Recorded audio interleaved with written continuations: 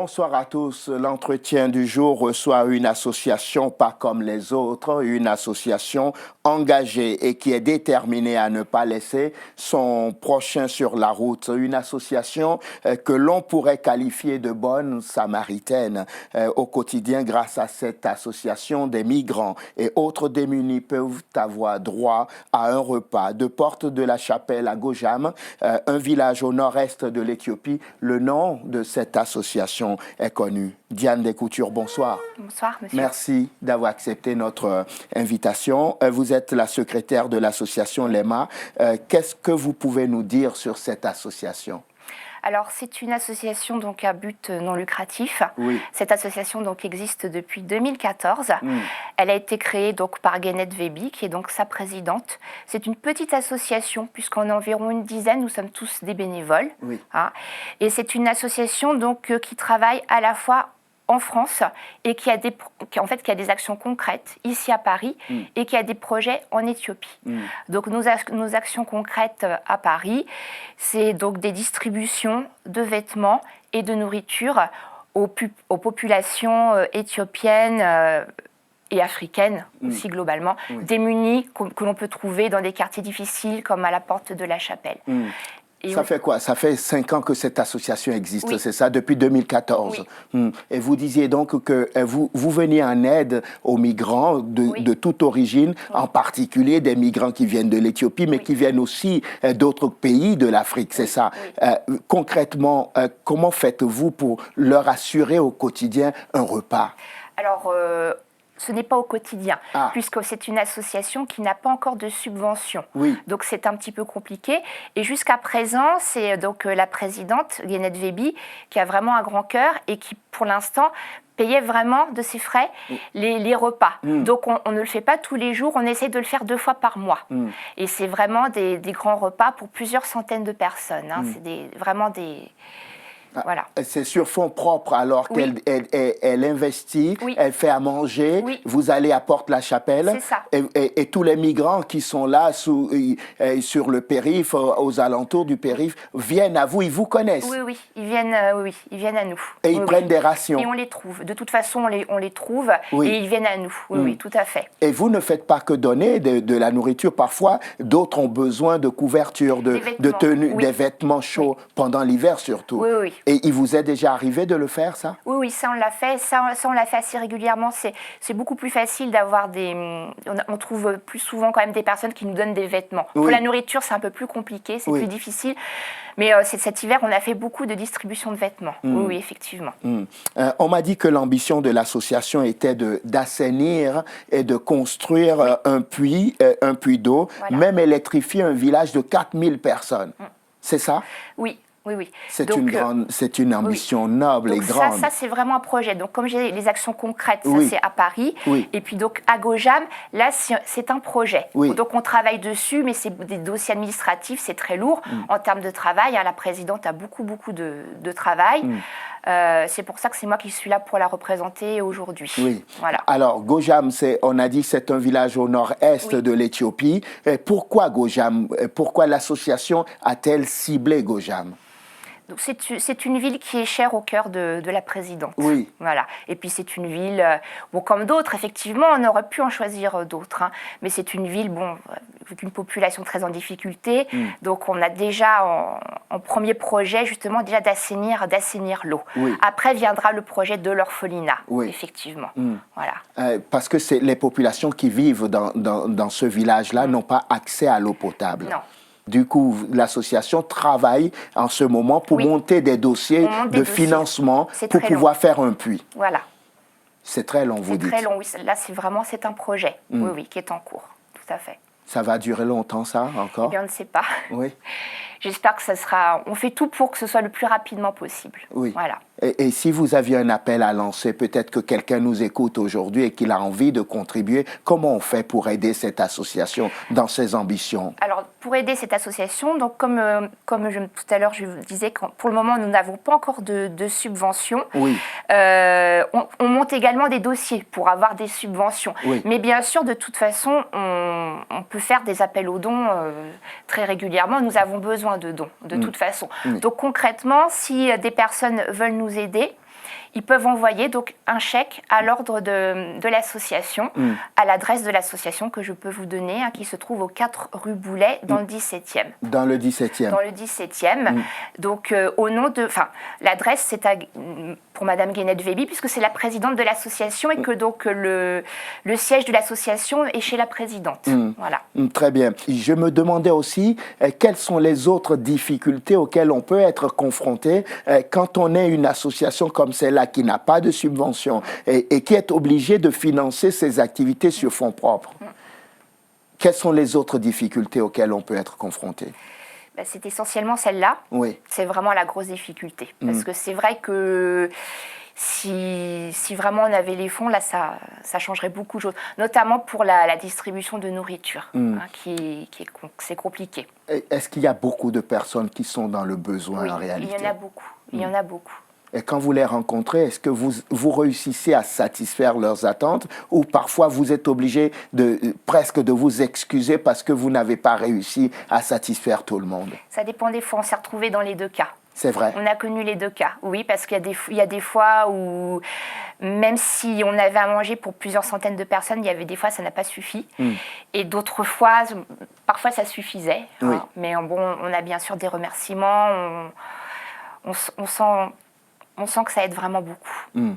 Ouais. Vous organisez donc une journée culturelle, m'a-t-on dit? Oui. De l'Éthiopie. Tout à fait. C'est la première journée. Oui, c'est nous comptons donc monter plusieurs événements, mais celui-là c'est notre premier. Oui. Voilà. Ce sera donc samedi prochain. Oui. C'est toute l'après-midi à la Maison des Associations du 17e. Et c'est vraiment un événement convivial. C'est vraiment convivial. Bien sûr, c'est pour sensibiliser donc les habitants du 17e et des alentours sur notre travail, sur nos actions, mais dans un cadre vraiment convivial, culturel. Il y aura une exposition de photos. Bien sûr, donc la présidente de l'association va préparer à manger également. Il y aura des spécialités éthiopiennes. Voilà. Il y aura donc notre chanteuse, Kian Keita. Oui. Voilà, qui est une grande artiste ivoirienne qui nous fera donc l'honneur de chanter pour nous, puisqu'il y aura également d'autres... Même l'Éthiopie sera vraiment à l'honneur ce samedi-là, mais il y aura des artistes qui viennent un petit peu de partout en Afrique. En fait, je me suis dit, pourquoi se sont-ils réveillés un matin en se disant, tiens, on va organiser une journée culturelle, la première de notre grande activité, ce sera une journée culturelle consacrée à l'Éthiopie. Pourquoi l'Éthiopie? Parce que donc notre association donc a pour projet donc de faire construire donc là-bas, bien sûr. Donc c'est même si sur nos actions concrètes à Paris nous aidons un petit peu tout type de population essentiellement africaine. Notre projet en Afrique c'est l'Éthiopie. Donc c'est pour ça que l'Éthiopie sera vraiment à l'honneur. Et la présidente de l'association est éthiopienne. Ah oui, donc, effectivement. Et donc l'un dans l'autre, c'est plus facile sur un terrain que l'on connaît déjà. Elle parle le langage, elle parle l'amharique, donc forcément oui. Et vous me disiez que ça se déroulait dans le 17e arrondissement. À la Maison des Associations. À la Maison des Associations. Très bien. Si je nous écoute là et que je me dis, tiens, j'aimerais y aller, comment je fais? Est-ce qu'il y a un métro? Est-ce qu'il y a un moyen rapide pour ne pas me perdre surtout? Parce que, bon, tout le monde n'a pas un GPS. Oui. Donc c'est au 25 rue Lantier et métro Brochant. Quand on est au métro Brochant, c'est pas très très loin après. Indiqué comme ça, c'est un petit peu compliqué, mais quand on est au métro Brochant, on prend la rue Saufroy et c'est tout droit jusqu'à la rue Lantier, sur environ 200 mètres. De toute façon, il y aura des marqueurs quelque part, forcément, des drapeaux, des fanions, des choses qui vont peut-être indiquer le chemin, non? Oui, on va essayer. Vous allez essayer. Alors, concrètement, vous me disiez aussi que c'était toute l'après-midi. Oui. Alors, quand on dit toute l'après-midi, j'imagine que vous ne viendrez pas juste avec des casseroles pour faire à manger. Non, il y a tout un programme. Il y a tout un programme. Donc, bien sûr, j'ai parlé d'une dégustation. Mais donc, il y aura une exposition de photos qui met vraiment à l'honneur l'Éthiopie. Donc, je ne veux pas trop en dire pour laisser aussi une surprise aux personnes qui viendront. Donc, il y aura notre chanteuse, régulièrement dans l'après-midi donc, nous fera l'honneur de chanter pour nous. Il y aura également un petit défilé de mode. C'est vrai? Oui, un petit défilé de mode avec des jeunes mannequins, pareil, d'origine africaine et qui vont pouvoir montrer des créations justement d'artistes africaines. Donc je pense par exemple à la marque Lilou Paris, qui est une artiste ivoirienne et qui fait de magnifiques vêtements. Donc voilà. Donc, il y aura. Donc, tout le monde est convié ou il faut être éthiopien pour venir? Non, tout le monde est convié, puisque comme vraiment, le but, c'est de se faire connaître, de sensibiliser les gens. Au contraire, il faut que tout le monde soit ensemble. On est tous ensemble. Qu'on soit français, éthiopien. Mais c'est vraiment pour faire connaître l'association. Donc, tout le monde peut venir. Tout le monde est le bienvenu lors de cet événement. Ce n'est pas payant quand même. C'est gratuit. C'est gratuit. C'est un événement qui est gratuit. On peut même venir manger gratuitement. On viendra manger gratuitement, bien sûr. C'est vrai? Oui. Et découvrir la culture éthiopienne. Oui, bien sûr. On parlait de Gojam tout à l'heure.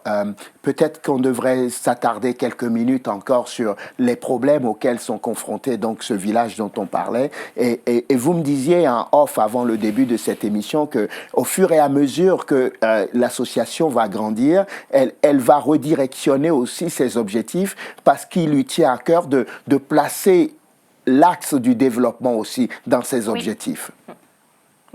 Oui. Oui, tout à fait. Donc c'est pour ça que je vous disais que l'association va changer de nom, puisqu'il fallait inclure le terme développement dans le nom. Donc l'association bientôt portera le nom d'Admea, puisque donc le développement c'est donc la création, tout ce qui peut permettre justement à ces populations, ces pays de pouvoir évoluer. Donc tout ce qui est création de puits, d'assainissement d'eau et d'orphelinat.